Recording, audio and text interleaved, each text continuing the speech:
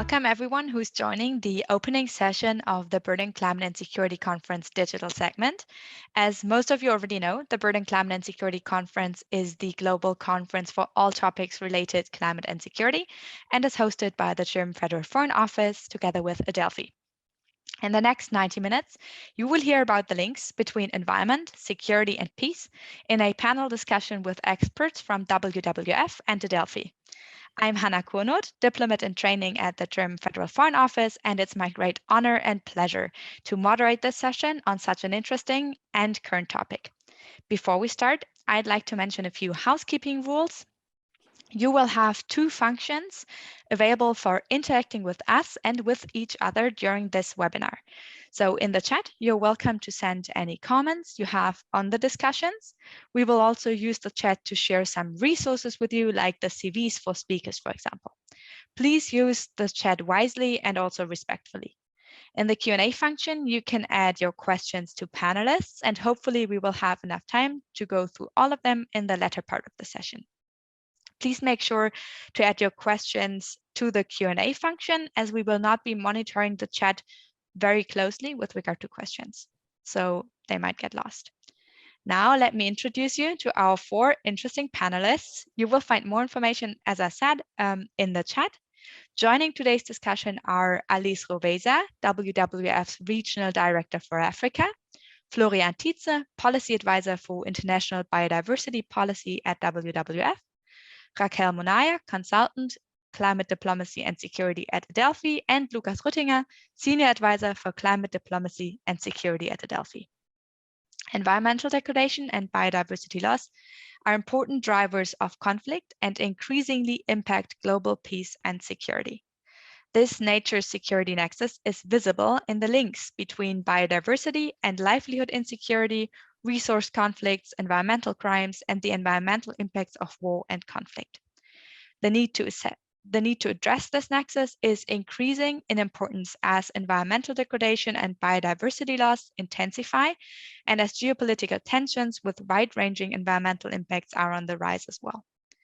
The authors of this joint WWF-adelphi flagship report argue that there is a need for a comprehensive environment security agenda and look into how the UN system can leverage its different roles and mandates in this direction. You might wonder, how does this fit into the climate and security agenda we're discussing most of the time? So the report seeks to complement the climate security nexus by addressing environmental risks to security that are not primarily caused by climate change. Hence, the nature security nexus puts diversity and ecosystems rather than climate change at its center. This perspective allows for assessing the whole breadth of interactions between environment, peace, and security. However, the climate security and nature security nexus overlap and cannot be fully addressed independently. In fact, environmental factors are often a critical link in the pathway from climate impacts to security risks. Very quickly, for all those of you who are not very familiar with the pathway logic yet, pathways describe intermediate factors linking cause and effect, but also enable us to find and highlight entry points for action, as we will also see later on. The report outlines four distinct pathways linking nature to security, and we will hear about them now. I invite our panelist, Florian Tietze, to tell us more about the first pathway, which looks into the relationship between biodiversity and ecosystems and livelihoods, insecurity and instability. Over to you, Florian. Thank you, Hannah, and also a warm welcome from my side to all the viewers. And thanks to also the Federal Foreign Office, Germany, and adelphi for organizing this conference and inviting us to contribute and participate. I was already very impressed by the amount of knowledge and expertise that we could see in the in-person segment, and indeed very, very excited to see the following sessions now in the virtual segment as well. So I'm starting with our pathway, the first pathway in our report, that outlines the connection between biodiversity, ecosystems, and security and stability, or insecurity and instability. And with that, it's important to ask the question, why is biodiversity important, and why do we need to talk about it in this setting, in this context here as well? And to answer that question, I'll start with nature's contributions to people. And when I say nature, what I actually mean is biodiversity and ecosystems and ecosystem services, so the services and resources that ecosystems provide to us. So a few examples to sort of set the scene, and some of these are from the IPBES, the International Panel of Biodiversity and Ecosystem Services, which is the counterpart to the IPCC, which I'm sure you're all familiar with. So, for example, 75%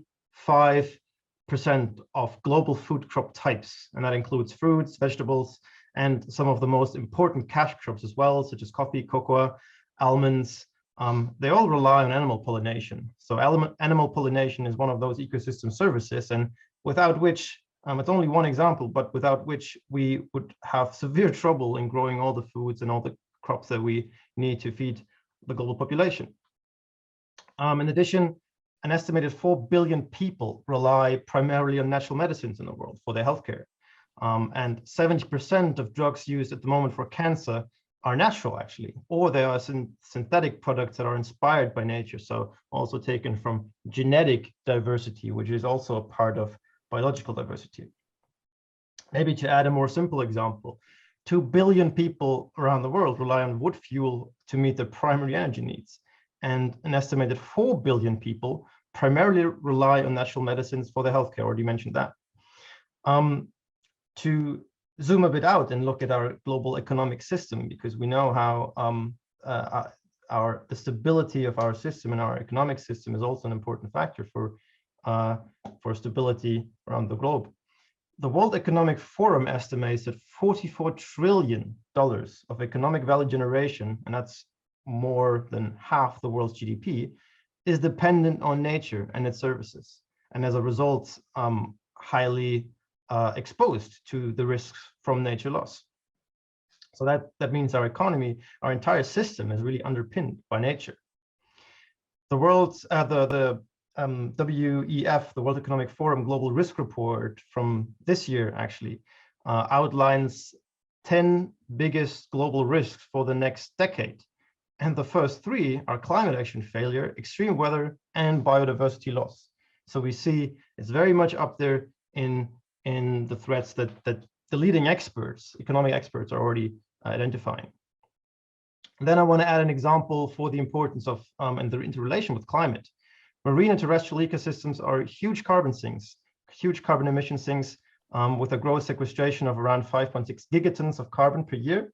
And that's an equivalent of around 60% of global anthropogenic emissions. So with all that said, and I don't want to dive into this too deep, but there's also one addition that makes it a lot clearer also from the multilateral perspective and the sustainable development perspective. Because nature is also essential for achieving almost all the sustainable development goals. And currently, the negative trends that we see in biodiversity and ecosystems, so the way we're losing biodiversity, undermines progress towards 80% of the assessed targets of the SDGs that are related to poverty, hunger, health, water, cities, climate, oceans, and land. So with all that said, the essence is that I'm trying to get to is biodiversity is really holding it all together. Nature underpins human health, human well-being, our food systems, our entire economy, and even, as we're about to discuss, our security. With that, I think it's important to outline as well what is the status of biodiversity. How are the trends that we see in, for example, in comparison to the climate crisis, where we know we're on the wrong path at the moment. And unfortunately, the same is true for biodiversity as well. This discussion has a good timing in that regard, because just this last week, WWF published our most recent version of the Living Planet report. It's a report that we publish every 2 years, providing the most recent data on the Living Planet Index. That's a measure that WWF is tracking, which tracks changes in the relative abundance of wild species populations over time. And the central figure here is very concerning, because the average change in the relative abundance of species population that we have monitored across the globe is in decline of almost 70% since 1970, 70%.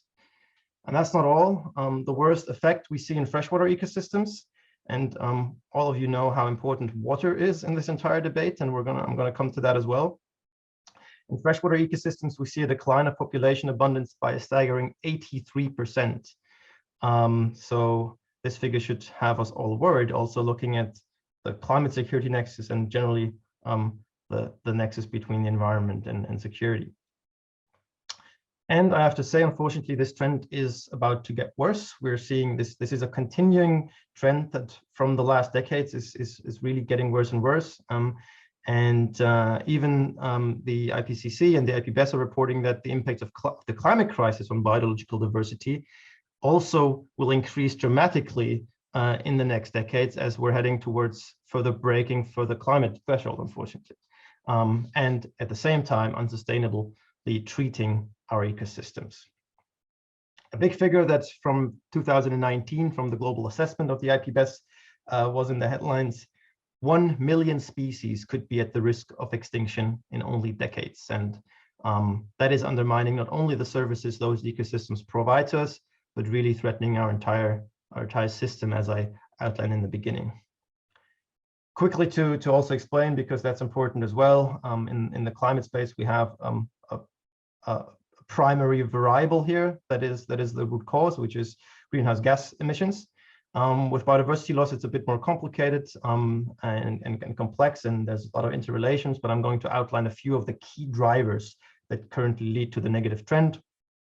The first being land use change, so the way we use space, land in the world, how we make room, for example, for agricultural production, and by that we remove forest ecosystems and other ecosystems.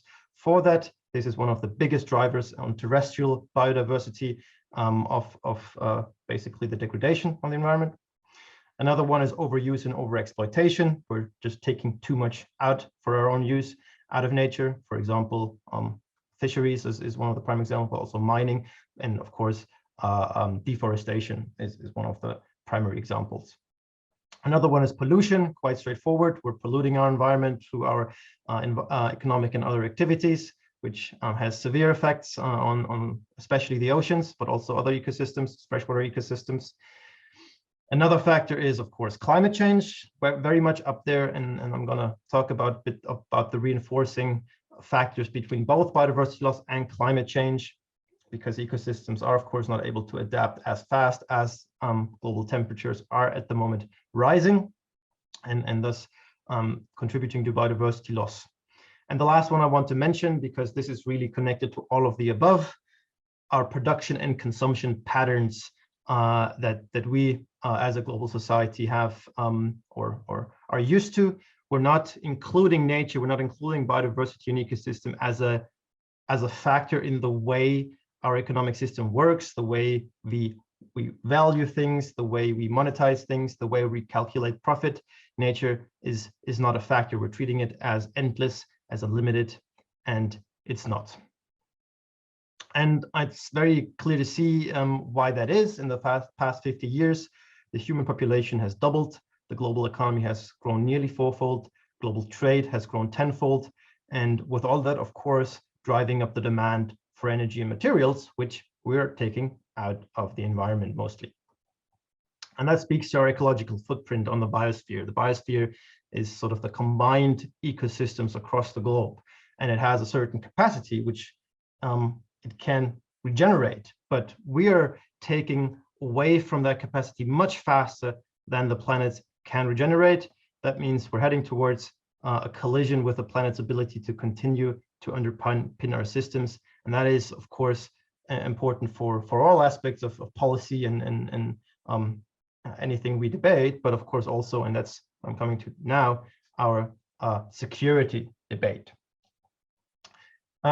Because biodiversity, and that's the bottom line here, provides the very basis of the livelihoods of billions of people across the globe. And ultimately, this debate is to a large part about livelihoods and natural resources. In the climate security nexus, we see that the effects of climate change on security are mainly manifested through environmental factors. So they're destroying people's livelihoods, such as through natural disasters, challenging often millennial patterns of operation and forcing people to adapt, which in turn can lead to instability and conflict. But what we cannot forget is that in the debate of climate insecurity is that biodiversity plays a fundamental role and is connected both to climate change as well as to stability and conflict.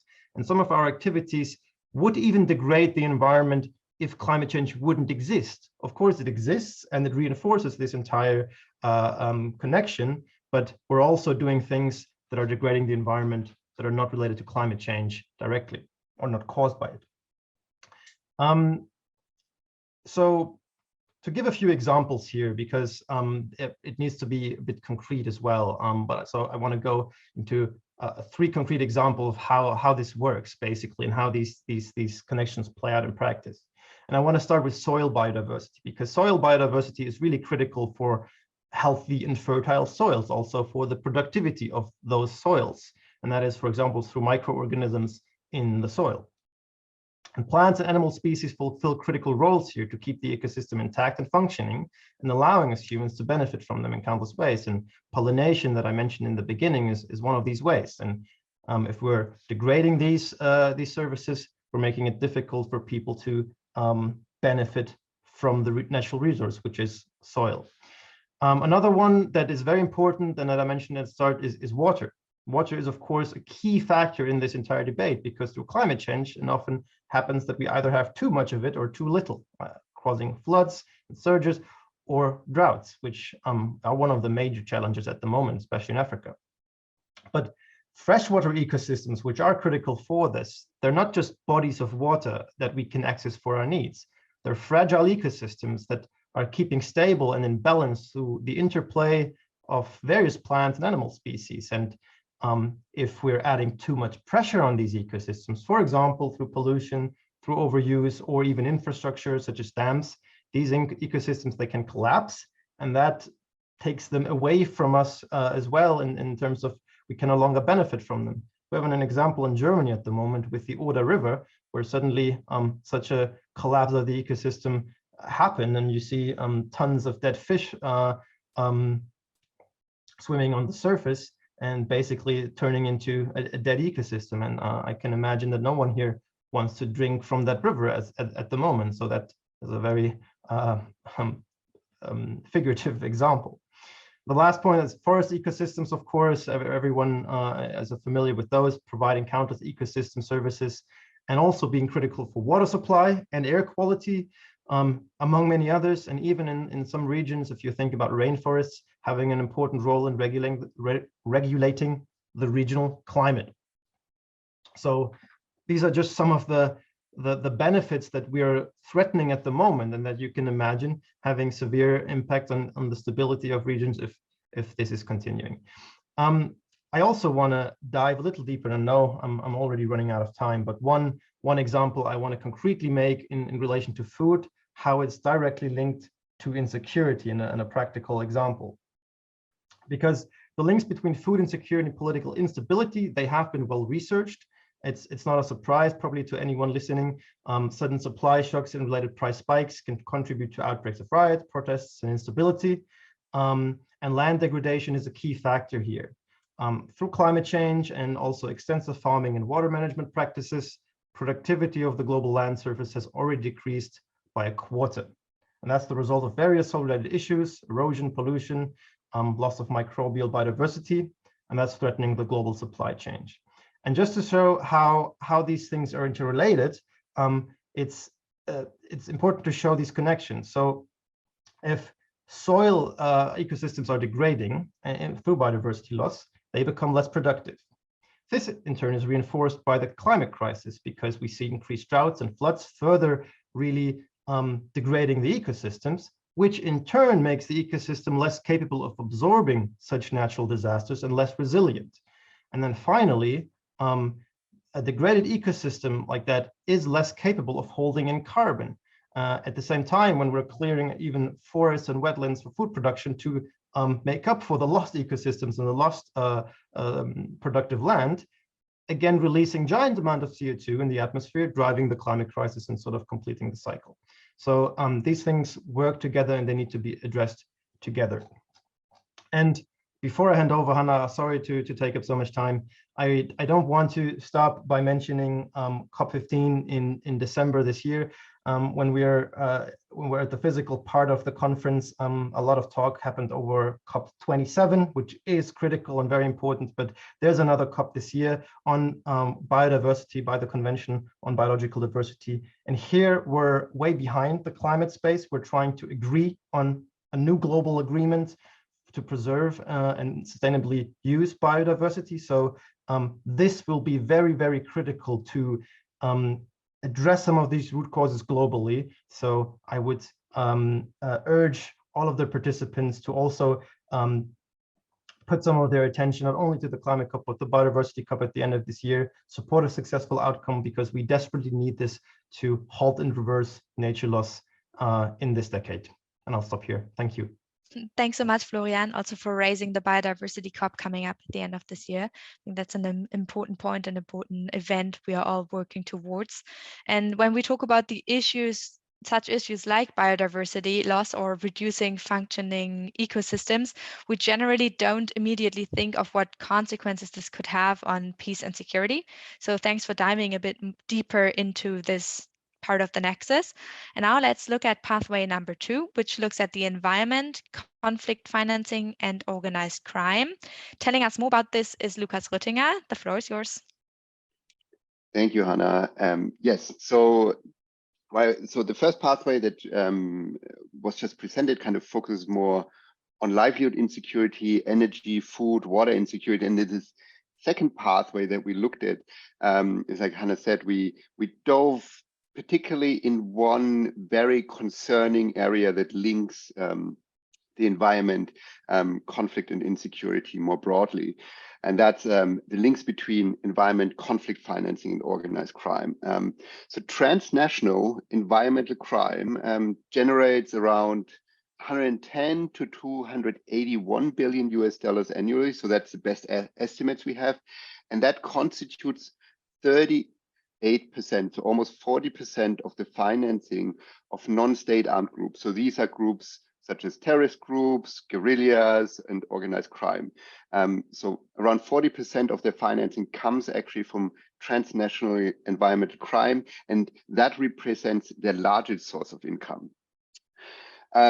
So environmental crimes through these links with these groups often form a really central part in sustaining and especially sustaining and prolonging conflict. So what often happens is that as a conflict develops, non-state armed groups look for sources of income, and they use the exploitation of natural resources to finance their activities. So as the conflict develops, these, what we also often called conflict economies, become more important as a reason why individuals and groups are fighting. So often what we can see is that a conflict starts more for ideological reasons, and that's what kind of drives individuals and groups. And as a conflict goes on, economic reasons and these conflict economies gain in importance as a reason why people continue fighting. And once they have developed, they're very hard to break and often make negotiating and maintaining peace harder, because they provide these very strong economic incentives why people and individuals are fighting. So in addition to the impacts on security, these environmental crimes, of course, also have often detrimental impacts on the environment. We explored 5 areas in the report that are very relevant for conflict financing and organized crime from an environmental perspective. And that's illegal mining, illegal exploitation and trade of oil, the illegal drug production, illegal wildlife trade and poaching, and illegal timber trade. And often these activities take place at the same time in the same areas. And one country where we see these dynamics play out very clearly is Colombia, and I'll talk a bit more about this example to kind of flesh a bit out what the problems and the scale of the problems that we're seeing. So in 2016, there was a peace agreement between the Colombian government and the biggest remaining guerrilla group, the FARC. So after almost 50 years of conflict and existence of that organization, a peace deal was signed, and they were demobilized. And what happened was quite surprising, that in areas where the FARC was active, all of a sudden deforestation rates rose dramatically. The loss of primary forest in Colombia after 2016 was greater than any year previously recorded. And at the same time, what we could also see is that the violence against those individuals and organizations that protect the environment, so environmental defenders, also increased to alarming levels. So in 2021, but also in 2020 already, Colombia was the country with the most environmental defenders killed worldwide. So a third of environmental defenders at the moment are killed in Colombia. And the problem was that what happened after the peace deal is that a complex and very dynamic network of illegal armed groups, private actors and corrupt officials used the power vacuum left by the demobilization, disarmament of large parts of the FARC to really expand their power base and expand their illegal economic activities. And as a result, the magnitude and intensity, speed of resource exploitation in the Colombian Amazon exploded, and that included illegal logging, illegal mining, especially gold, but also land grabbing for illegal drug production, or also legal agricultural products. And that land grabbing often goes hand in hand with deforestation. And one interesting fact is that while we concentrate here on environmental crimes, it is not just criminal actors or armed groups that are the problem. So what we can see in Colombia is also that economically and powerful actors are working together with these groups. So for example, in some cases, they use an armed group to, or a corrupt official to get permits, or they rely for armed groups, on armed groups to provide security service for illegal mining, or to, or for land grabbing operations.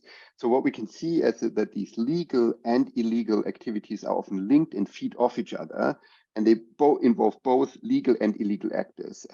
And that was an example from Colombia, but we can see that really across Latin America, of course, but also beyond that across the world. So we can see the role that, for example, illegal small-scale gold mining is playing in many regions around the world, especially also in the Sahel regions. For example, in Mali and Sudan, they provide important sources of income for armed groups. We can use that. We can see, for example, in Somalia, that Al-Shabaab, the big armed and terrorist group there, is using illegal charcoal production. So they cut down forests and use it to produce charcoal. Is an important funding mechanism for Al-Shabaab.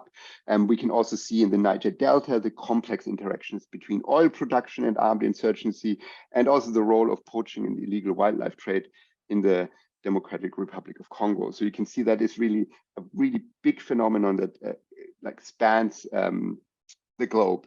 And then lastly, I want to make one more point before I hand it back over, is that our reaction to these challenges can also bring with them their own problems. So for example, the increasing professionalization of poachers has led to some governments that to kind of militarize conservation efforts.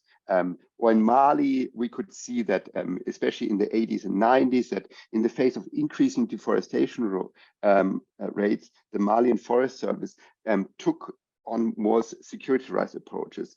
And the problem with these kind of militarized and security-rise approaches is that they often lead or go hand in hand with human rights violations and actually increase grievances in the population group. So they further drive conflict by increasing grievances. And I'm underlining this to make the point that just because there are these links between the environment and conflict doesn't mean that the military or police are the only or the best instrument to address environmental issues, environmental crime and conflict financing, in particular in areas where you have weak governance. They really must be part of a broad set of responses that address not only these armed groups directly or organized crime, but address really the root causes of the conflict. And with that, I would like to hand it back over to you, Hannah. Thanks so much. And thank you also for your last point, and very interesting, this connection between illegal and legal activities from my perspective as well. And shocking to learn the extent of the role that environmental crimes play in conflict economies. We often imagine the environment rather as a causality of war or we often imagine the environment to be a casualty of war, but not playing such a direct role, being a causality itself, and having a strong influence in enabling conflict actors and even offering incentives, as we just heard, for them to sustain the instability for longer periods of time. So now let's move on to Alice Ruhweza, who will look at pathway number 3 on competition and conflicts around natural resources. Excited to learn more about this. Over to you, Alice. Thank you. Thank you very much. And thank you for having me on this panel. It's a pleasure to talk to you about this nature of security and peace.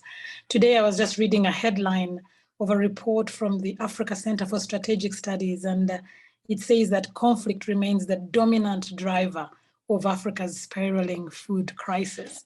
In fact, it talks about 111 million of those facing food insecurity are in countries that are experiencing conflict. 8 of the top African countries experiencing acute food insecurity are facing conflict. So you can imagine already, you can see the link between conflict and food insecurity. The Living Planet report, which we released last week, WWF's Living Planet report, Florian referred to that. One of the biggest alarming findings, at least for us in Africa, was an 81% drop in the eastern gorillas in eastern DRC. And again, an area that is facing continuous conflict. So really the link between conflict and nature loss, and of course climate change in the end, is very, very high. So I will give a little bit, I will talk a little bit, give some examples, various examples on this.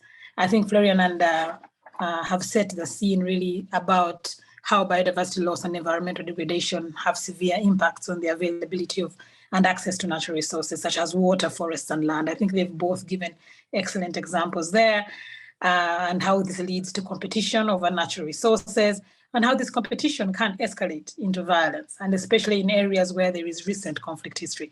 So again, those examples, the Sahel or the Eastern Congo, are very good on that.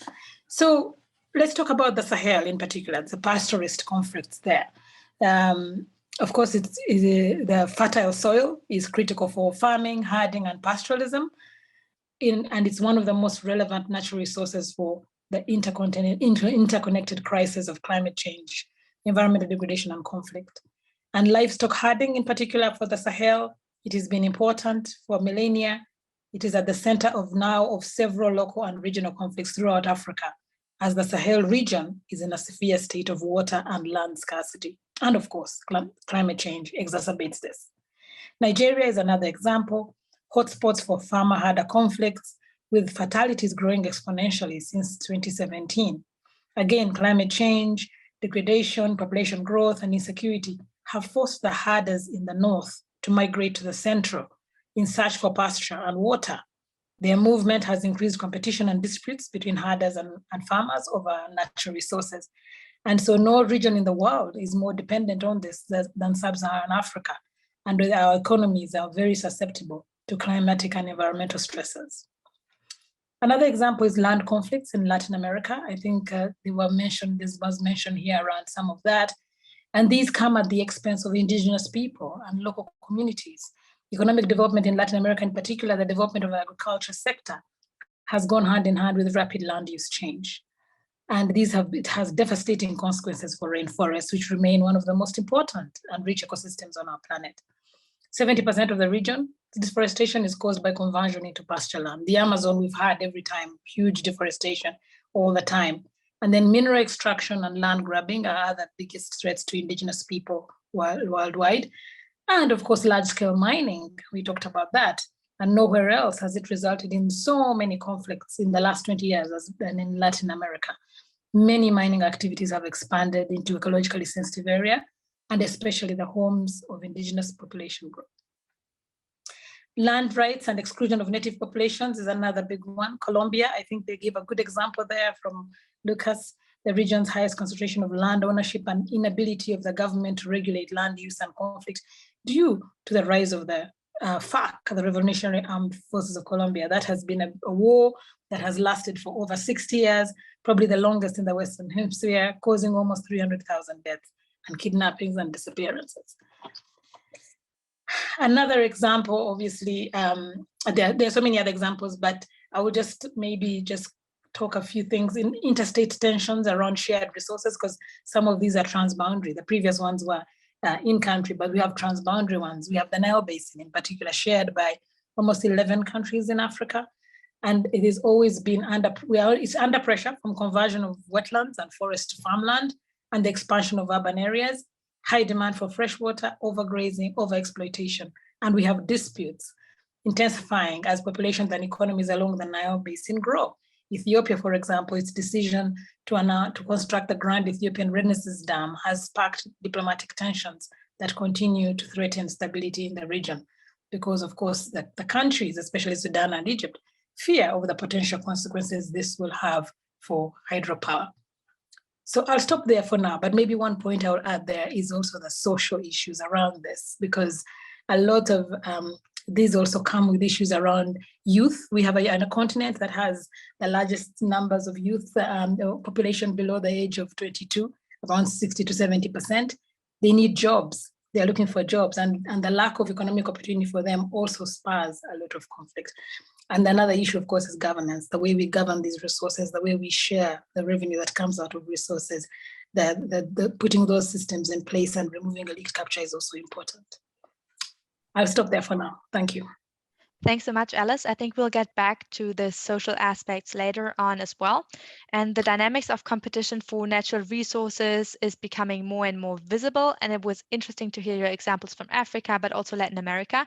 And personally, thanks also for raising the devastating consequences for indigenous people and also the transboundary dimensions. I think these are aspects that we sometimes kind of not address or stress enough within this discussion. So lastly, I'll hand over to Raquel. She will tell us more about pathway number 4, which is unfortunately very current as it deals with the impacts of war and conflict on the environment. Floor is yours, Raquel. Thanks, Hannah. Yeah, indeed a very current issue, and one that doesn't require a lot of convincing either, because the impacts are so immediate and they can be seen and they can be felt strongly by those that are in the immediate surroundings of conflict zones, but also on a regional scale, especially when we think of water. But there are other important elements to consider as well, and I'll try to highlight these now. One is that environmental degradation in conflict situations, it can happen in several ways. And one example is when the environment becomes a casualty of conflict. So we know that deliberate or even accidental attacks on military installations, on infrastructure and industry, they can lead to environmental impacts. And conflict frequently takes place within or around sensitive ecosystems, leading them to become casualties of war. Just to give a few examples, we had in 2020 the fighting in the Nagorno-Karabakh region at the Armenia-Azerbaijan border, and that has led to burning of over 100 square kilometers of land, including biodiverse forest. Even more current, of course, is the war in Ukraine. And one important factor that I think not everyone was aware, I certainly wasn't aware, is that the Ukraine is one of Europe's most important nesting spots for several species of migratory birds. In fact, the Ukraine has several areas throughout the entire country, from north to south, east to west, that are belonging to the Emerald Network, which is a network of areas of special conservation interest. But unfortunately, there are open battles happening in several of these areas. So this is something that can dramatically reduce the populations of species, of many species. And this, of course, impacts the natural food chain, and it leads to ecosystem collapse, basically. And as Florian was talking about ecosystem services, of course, if the numbers of species are affected, we also don't get the full breadth of the ecosystem services that they provide. And then we also have situations in which conflicts affect the very mechanisms that are put in place to cope with resource constraints. And if we think of the Middle East region, which is already highly water stressed, the conflict between Israel and Palestine, it's a good example of this, because you have on the one hand the blockade in Gaza, which is leading to overdrawing of the coastal aquifers in the Strip. And this is combined with regular release of sewage into the sea. Now, Israel has its desalination plants further north in the coast, and these issues in Gaza have led to problems and even temporary closures on these plants, which in turn affect water quality, also water availability for the entire Levant region. And also we must consider that these damages to the environment that are caused by war and conflict aren't restricted to the time in which they take place. And a few months ago, I spoke with a journalist from Syria on the Climate Diplomacy podcast, which you will get the link in the chat, or you already got it, in case you'd like to listen. And one important aspect they came out from their investigation was not only the heavy contamination of soil and water, which is something we could imagine, but also already some of its consequences playing out in Syrian society, like the high incidence of deformation in children, which are being born or going through their formative years in this context, which is very sad. And I remember that she drew a comparison with France's Red Zone, which is where the Battle of Verdun took place during World War I. And it's still uninhabitable today, despite cleaning efforts, extensive cleaning efforts by the French government.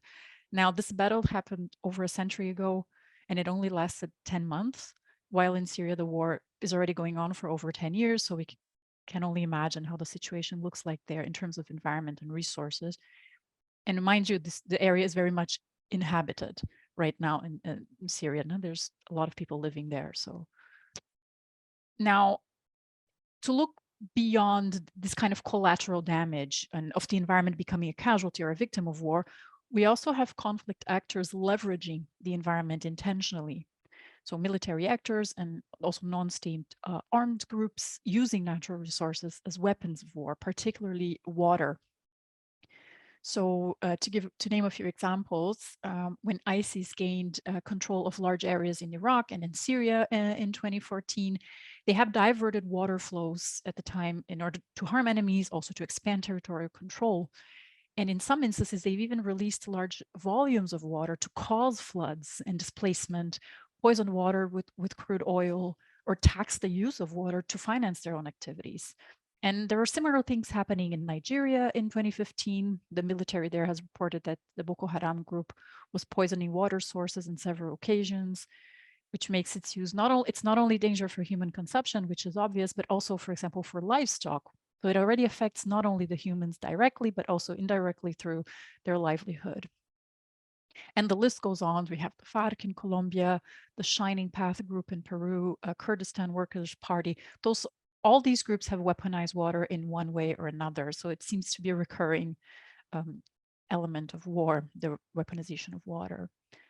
But it's not only illegal armed groups that adhere to these tactics. Unfortunately, this is also that is at times done by governments.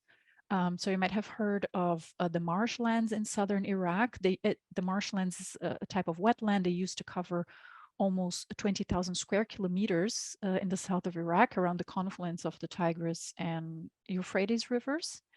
And in the 1990s, up to 90% of it was intentionally destroyed when we had a series of dams, dikes, and canals being built by the government to prevent flow of the water of the rivers into the area. And of course, at the time, they argued this was necessary because these remote areas were providing political refuge for opponents. But this large-scale drainage has ultimately decimated local livelihoods, and it virtually destroyed this very large, one of the Middle East's largest wetlands ecosystems. And at the time, the UNEP has even qualified it as one of the world's greatest environmental disasters. And now, just to mention a little bit different example from another part of the world that we tend to overlook when we talk about security in relation to environment. In Colombia, we've seen that the government was using toxic herbicides like glyphosate in these large-scale aerial spraying operations in order to eradicate coca plantations. So this is something that Lucas was already talking about. Sometimes you have unintended consequences of actions. So the destruction of these crops is, of course, part of a military response against non-state armed groups and criminal networks, because this illegal drug production is, of course, an important source of finance for them. But this can't, of course, large scale, also indiscriminate employment of toxic herbicides posed several threats for health, for ecosystems, for livelihoods, cause soil erosion and long-term impacts in the region. Now, also, just to mention, going in another direction, in addition to this destruction that goes hand in hand with conflicts themselves, we also have militaries impacting the environment through their operations.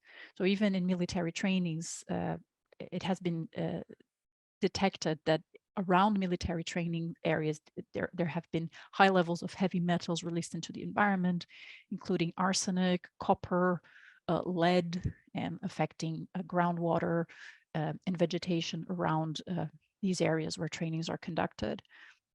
Also in Okinawa in Japan, which is an island where the US has military bases, the local administration did come out already in several occasions, pointing out that oil spills, fuel leaks, heavy metal pollution, disturbance of marine ecosystems, also noise pollution for the nearby residential areas have been resulting from the military operations in the island, although there isn't any open conflict going on.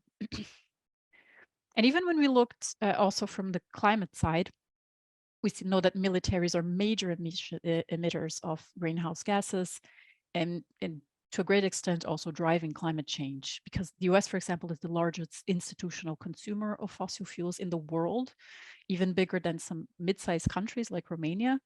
But also the UK and the EU military is playing a big role in emissions, mostly through procurement and other supply chain areas, particularly arms productions and the minerals that are required.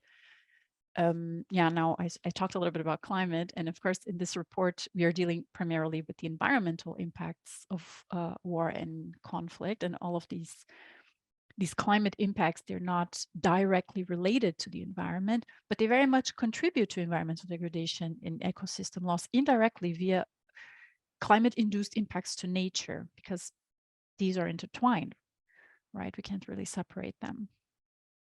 And just one last point, it's another type of indirect environmental impact. It's stemming from conflicts, is the neglect of natural areas and partial or at times also the total abandonment of protection measures. So basically, there are insufficient resources for maintaining oversight over protected areas and enforcing rules and regulations pertaining to environmental protection during a situation of conflict and warfare. And we've seen that in Yemen. There was this lacking institutional capacity in light of the ongoing conflict, and also all the related social, political, and economic crises related to the conflict, leading to an increased degradation of the natural reserves, and also impeding the advancement of these protection and conservative measures. And of course, all these factors exacerbating each other, and this pathway also interacting with the other pathways that you heard about before. Now, to close this up, what can we do in this sense? So I think in the case of war and conflict, it's very difficult to find effective entry points, because we can hardly rely upon the interest or also the willingness from conflict parties to consider the environmental dimension during warfare, right? So here I think that maybe international environmental law can make an important contribution, and it's been developing in the past decades in this direction already. Currently, the UN is working on 28 principles, which are supposed to be agreed upon this autumn. And it's something that they've been working on for a decade at least. And it sets out to protect nature not only during war and conflict, but also how countries behave before and after. And I think we can talk about this a little bit more later in detail, but thank you very much. No, thank you, Raquel. You are indeed right. I think we will talk about it later on. When we think about efforts to restore nature and then compare to the scale of destruction that results from war and conflict, it's interesting, but also very shocking to see how much damage can be done in such a short time, even with larger effects on regional biodiversity as well. And all the examples you gave were super interesting on the one hand, but of course, as I already said, really shocking personally. This always reminds me about all the things that we're not talking enough about, and all the things that still remain to do, even though many of us are trying our very best every day. And also about all these, you already mentioned it, in the end, the vicious cycle and how these different pathways actually interact and reinforce each other. And this is something we'll hopefully also speak about later on or in a second. First of all, thanks to all panelists for really walking us through these nature security pathways, which clearly show that environmental crisis and insecurity often reinforce each other. It is indeed a vicious cycle, as I already said, making stability and peace harder to achieve and maintain. What worries me and many others most is how they threaten the very basis of human civilization, so our well-being, livelihoods, and our peace. And in today's world, geopolitical tensions are increasing and conventional war is unfortunately on the forefront of attention. But what I learned from your interventions is that we should not lose the gains that we've been made up until, and that is current decade of increasing conflicts and crisis is underlining the urgent need for more preventative action and resilience. In this sense, the 4 pathways you laid out are not just compound risks. They can simultaneously also serve as multidimensional entry points for action. Now, the report contains recommendations very specific to different bodies and agencies from the UN system on how to address these pathways. Perhaps you could give us a quick overview of these recommendations. For example, why did you choose to address the UN system in particular? And I think I'll hand over to Florian to dive a bit more into detail here. Thank you, Hannah.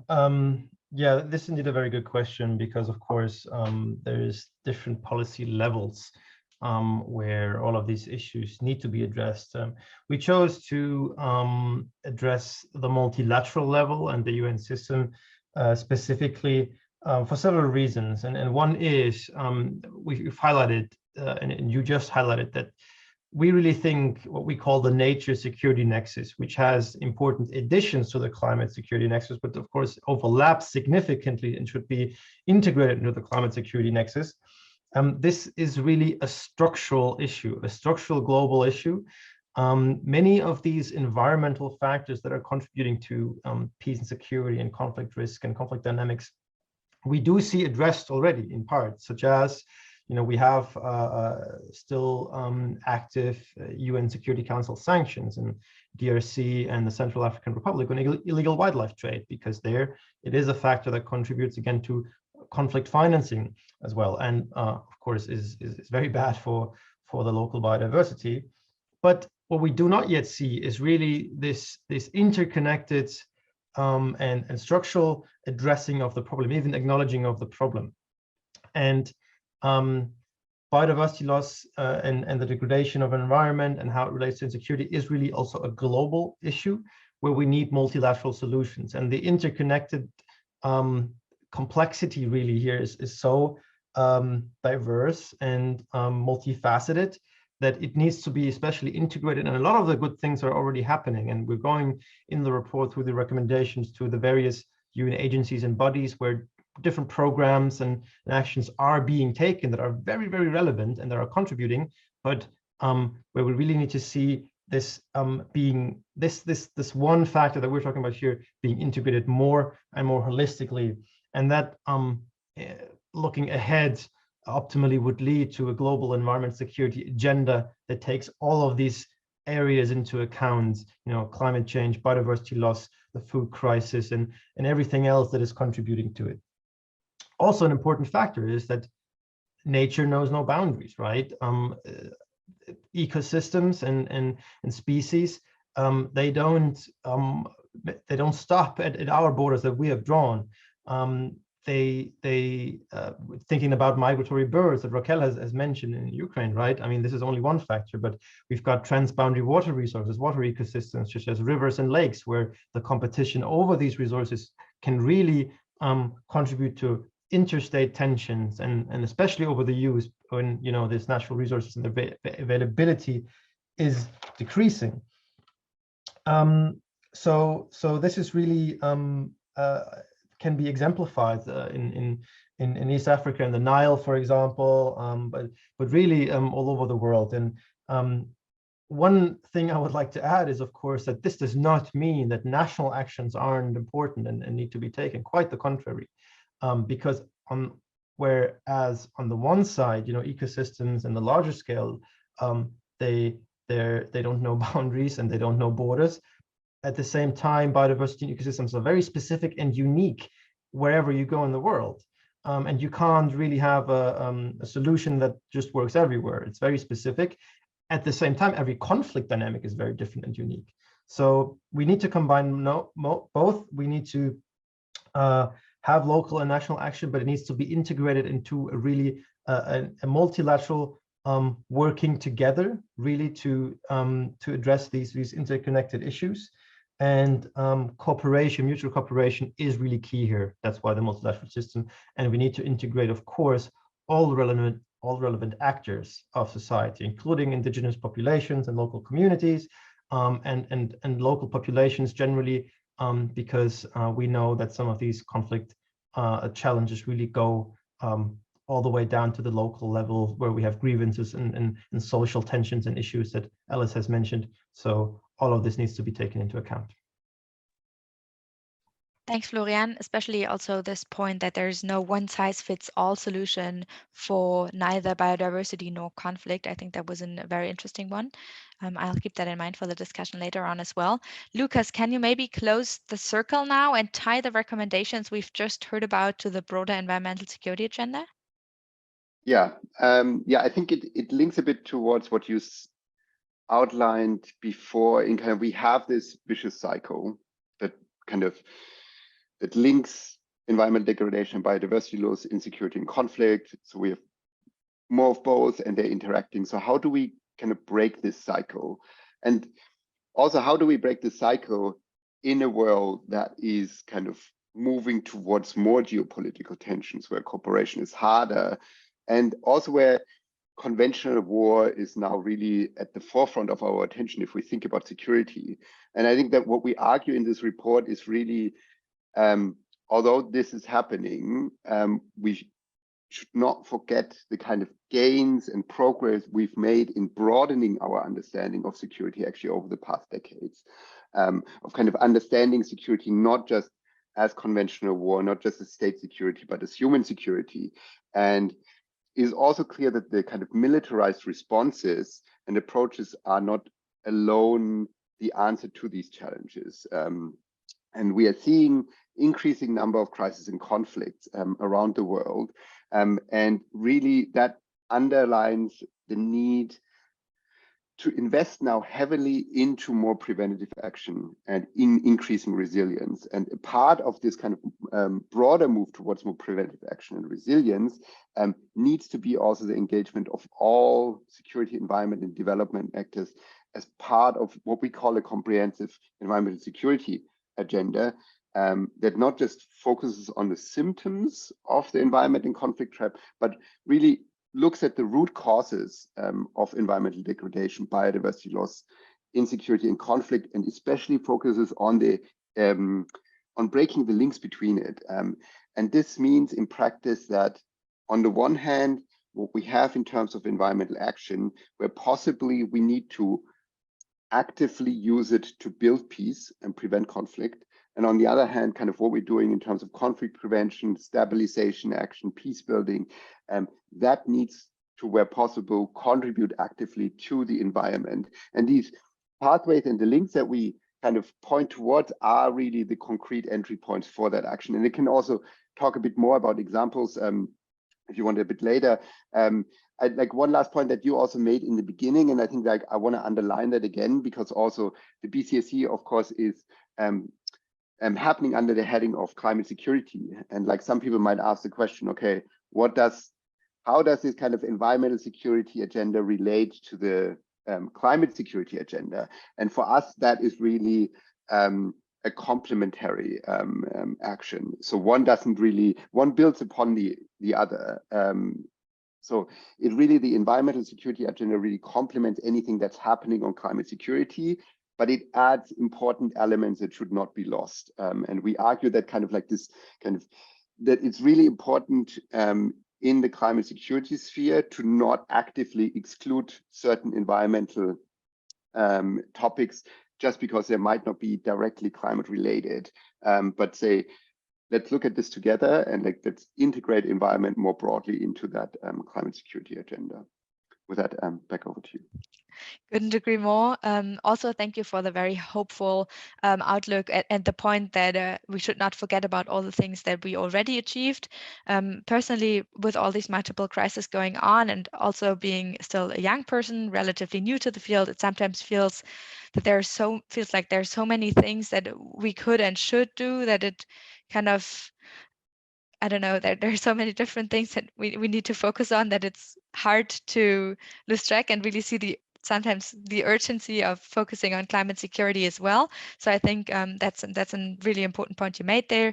Now, Raquel, could you maybe bring us back from this bird's eye perspective on how how the environmental security nexus relates to the climate security nexus, bring us back to a few examples of concrete recommendations with regard to the environmental security nexus. Thanks.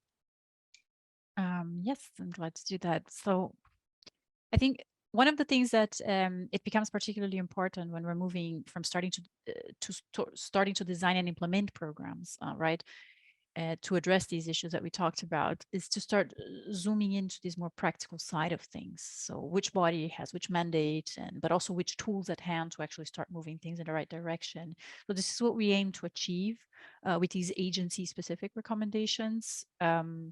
So for example, if we looked at, just to take one example that I'm more able to talk about, if we look at the Rome-based agencies, so WFP, FAO, and IFAD, which are primarily concerned with issues of food security, right, from the environmental and development perspectives, we find several entry points to address the nature security nexus that touch upon the mandates of these agencies.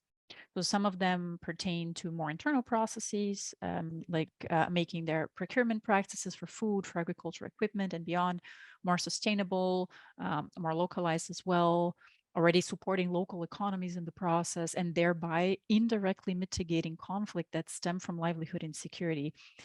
And then, so this is more on the internal side, right? And then you have more the programmatic entry points, which pertain to implementing food security in rural development programs, already with one of the goals being to mitigate conflict, even when this isn't the agency's primary mandate, such as by aiming to reduce stress around the resource that is particularly linked to conflict in a given local context, for example.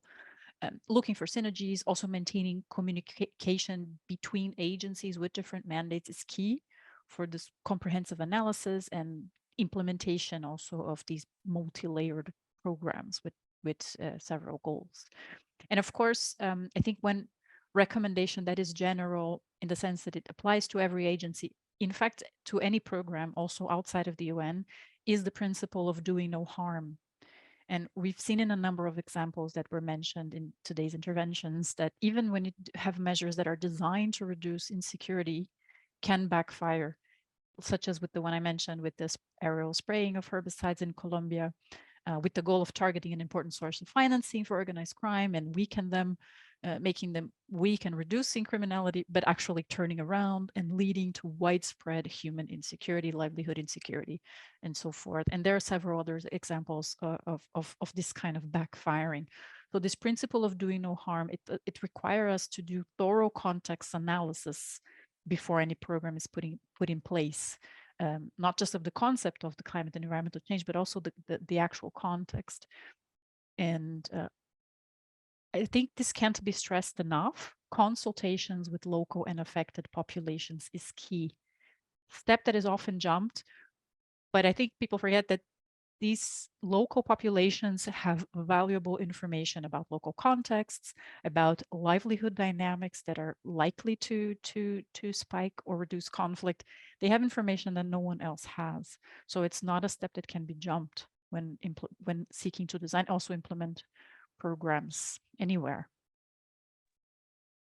Again, couldn't agree more. I don't know if the audience sees me, but I was like heavily nodding all the time. Thanks for summarizing all these important points. Alice, what does this mean for the African continent and for WWF's work there if we now even zoom more into one specific region? You know, the interesting thing I think is we need to move this discourse right from global to local. I think there was one point someone talked about the local context, and I think for me, the first and foremost, recognizing that in all of this, there are people. There are people out there who are being severely impacted by nature loss because 70% of Africa's resources depend on nature. And of course, they are also affected by climate change, which is also Climate change exacerbates nature loss. Nature loss in turn brings climate change. So those two are very, very connected. And we need to seek some solution. We need to look for local solutions as well. We need locally led adaptation or locally led solutions. And one good example coming out of our Living Planet report has been the recovery of the mountain gorillas at the border of DRC, Uganda and Rwanda. So interestingly, one of the alarming findings is the eastern side, where there's huge war. The eastern lowland gorilla has declined, but on the northern border, the mountain gorillas have recovered. And when you delve deep and look into why this has happened, it has been because of community engagement. It has been because the governments of Uganda, Rwanda, and DRC have purposefully engaged local communities in the management of the park. And what they've done, they've enshrined in their national regulations incentives to share revenue from tourism with the communities. And this is important. It goes also to the point I was talking about earlier, the removal of elite capture. Because if people don't feel like they're benefiting from the natural resources they live near, they live near to and are stewards of, there will be no inherent interest in protecting them. And the fact that they've done that, it means that what the governments have done is that they've created an interest in the communities to take care of the park. And as a result, the gorillas that were only 480 in 2010 are now almost 1,000 today. I want to highlight this because for me, this is a very good story of getting to the heart of people's interests and bringing them also into our conservation world.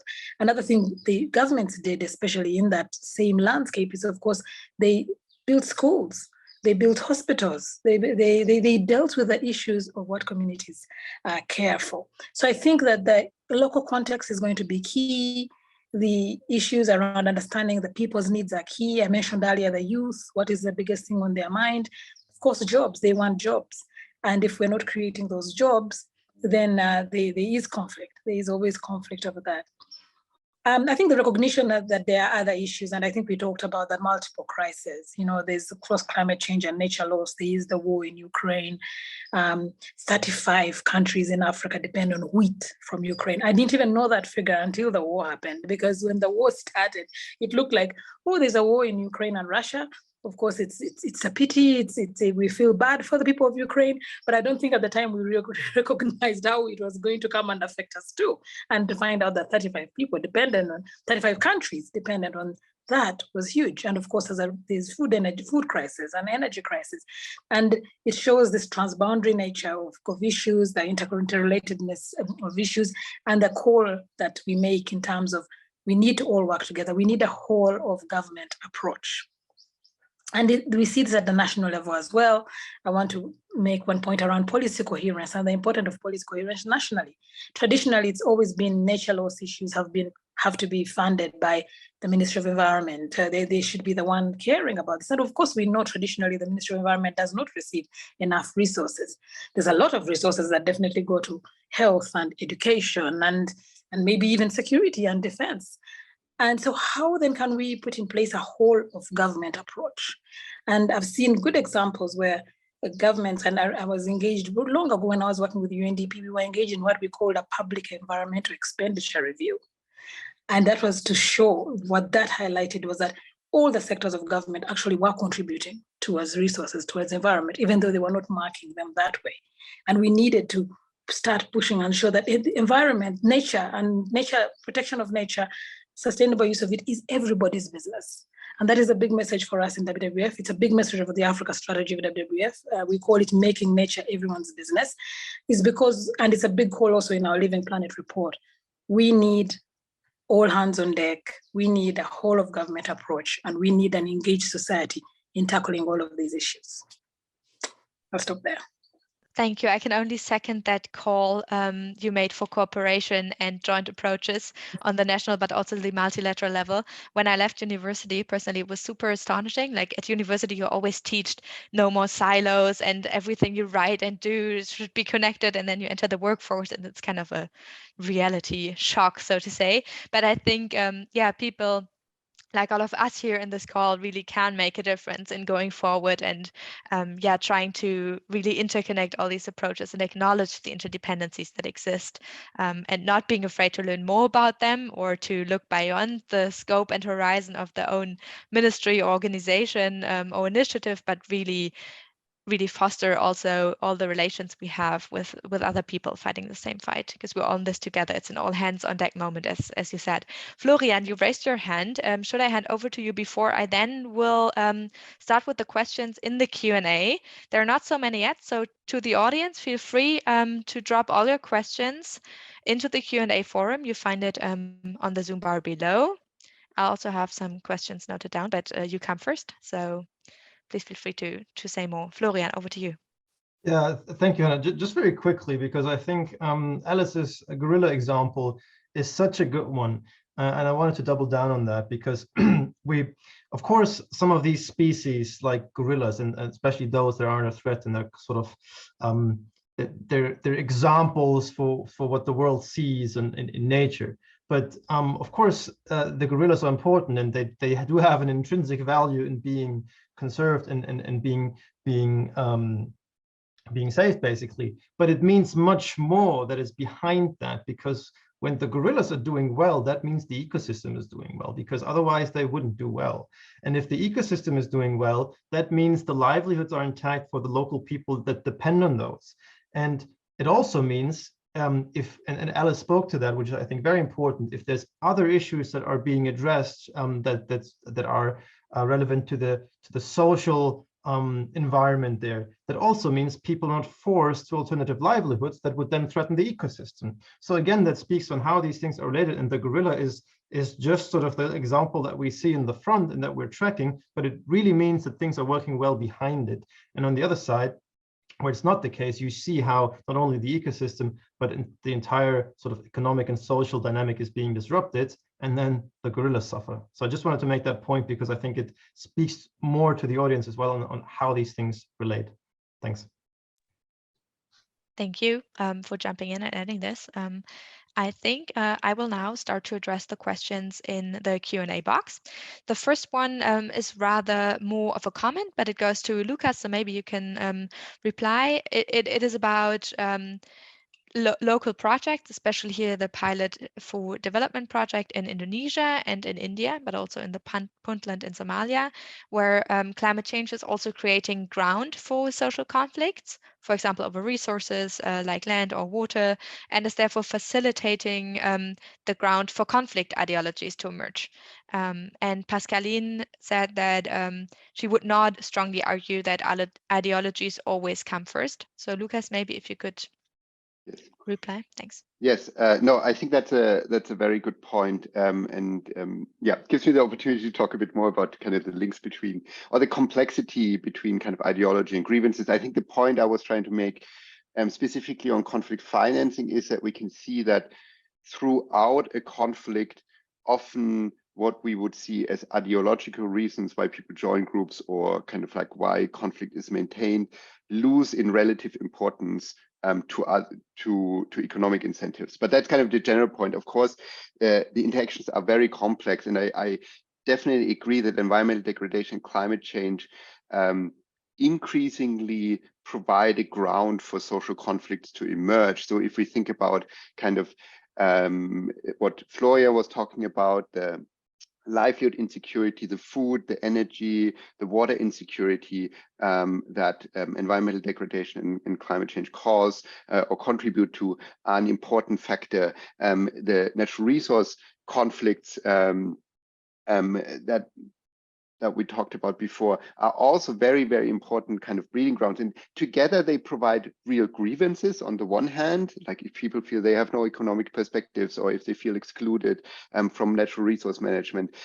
We can also see that social cohesion in those kind of context seems decreases. So while people maybe before were more relying on cooperative approaches to, for example, the sharing of natural resources, is that in the context of increasing environmental degradation and conflict, those kind of cooperative structures can also decrease and break down. And then maybe one very practical example, also kind of to just illustrate this complexity a bit more is around the recruitment into, for example, terrorist groups, organized crime groups.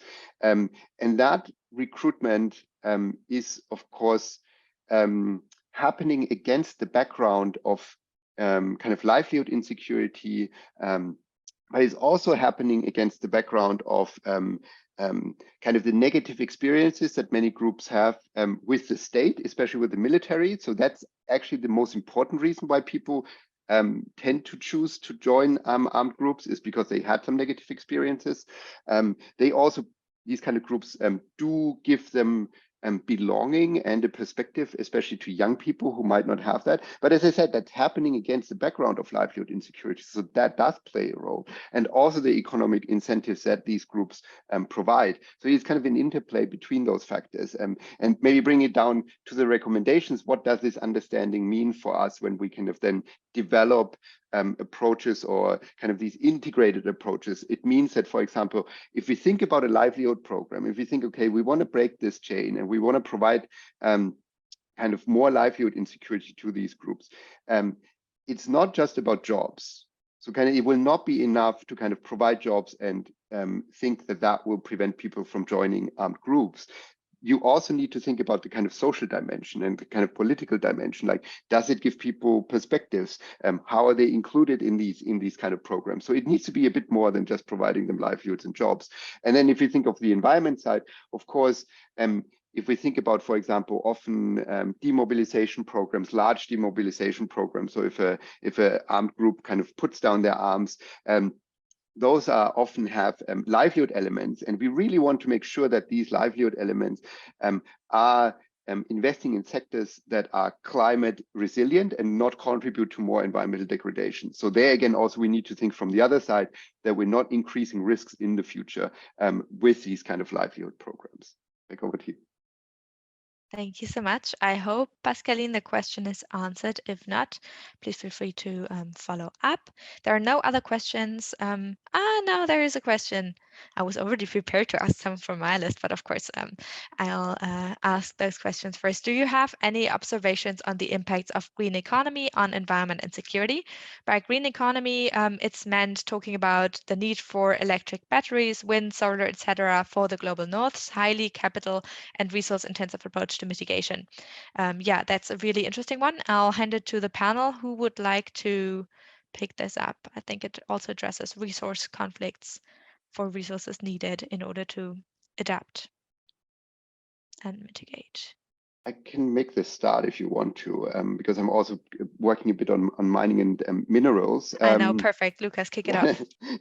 Yeah, so I think there is, like, so what we need to acknowledge is that the green transition, so our transition, especially to more sustainable energy production, renewable energies, electromobility, but also everything that we think of like smart cities, and a lot of those approaches are very resource intensive. So this transition process needs a lot of input in terms of resources. And those are kind of new resources that may have not had as much demand if we think about lithium in electric batteries, cobalt in batteries.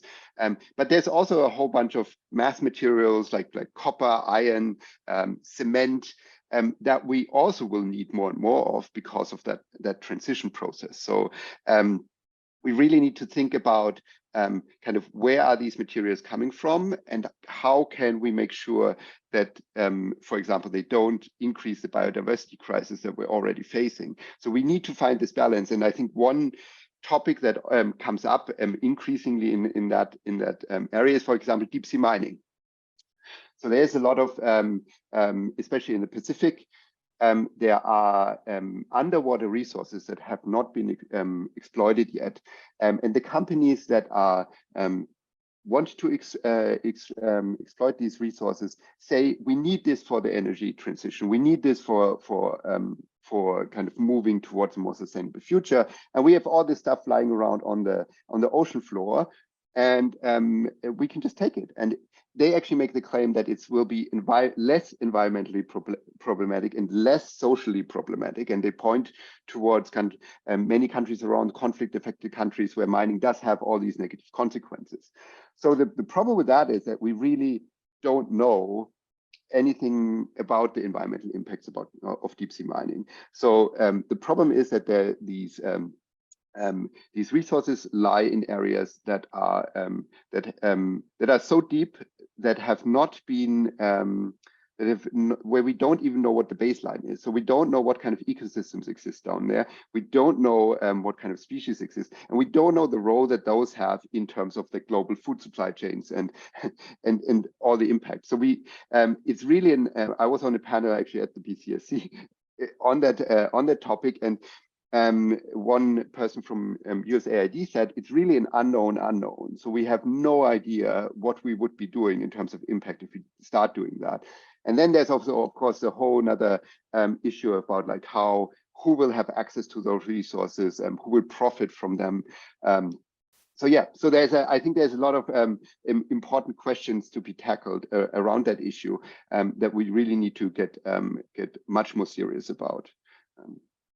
That I don't know if anyone else from the panel wants to contribute.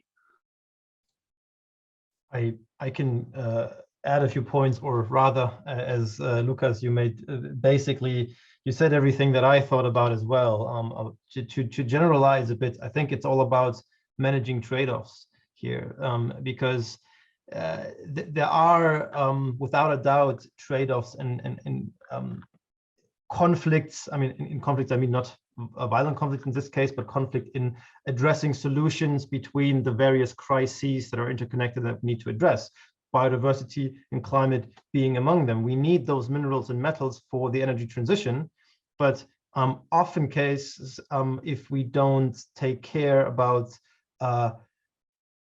when we try to extract them having the least possible impact on ecosystems and biodiversity, then we're not doing ourselves a favor. And the deep sea mining cases is one particular example where we're calling for a global moratorium, because we think, we need to be very, very careful what we're doing here. We need to find out all the information first before we take any actions, because we're not going to do ourselves as a global society any favor if we're severely disrupting the ocean ecosystems for the benefit of these explored minerals and metals, if that leads to more environmental and climate impact on the negative side that we can do address by that practice. So trade-offs and unintended consequences on every front. Again, this goes back to why we're addressing this as a structural holistic issue, because we need to think about these things together and not separately, not in silos. Thank you, Florian. I'll hand over to Alice in a second. She also raised her hand and has something to add, but maybe Alice also, one other question that I was wondering about, bringing also back this social dimension you addressed previously. So Florian already said there is a COP on biodiversity coming up at the end of the year. And I was wondering, what are your goals? What are you aiming for? How does this relate to the social dimension as well, as we need to think about things in connection? And how can we all that are part of this webinar support your endeavor? Thanks.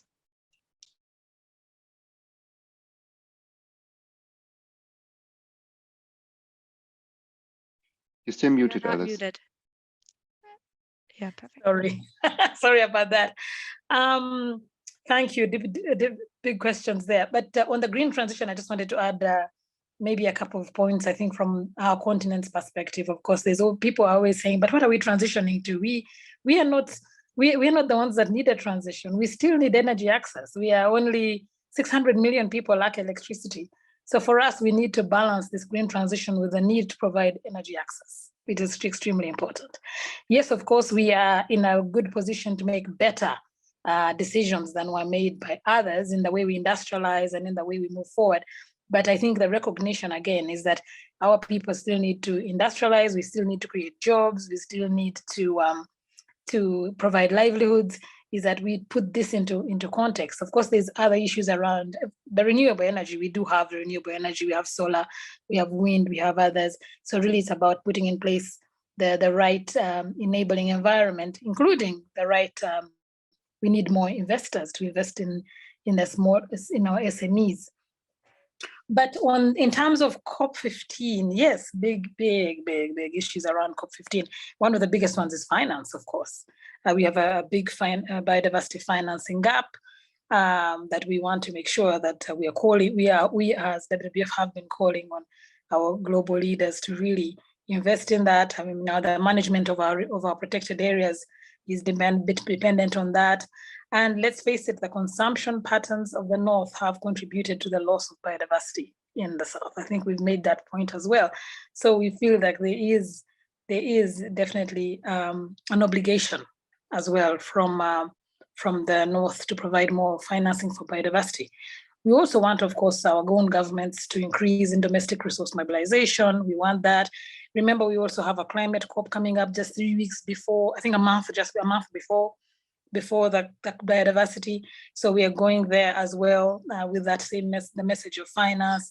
Nature-based solutions is a big one, and there the connection is very, very clear in terms of the way we protect nature will help us in addressing climate change. It's nature-based solutions are 37% of the solution. But of course, they only receive 4 to 6% of the financing. So again, if we're not getting the right financing here in nature, we're not going to solve the climate issue.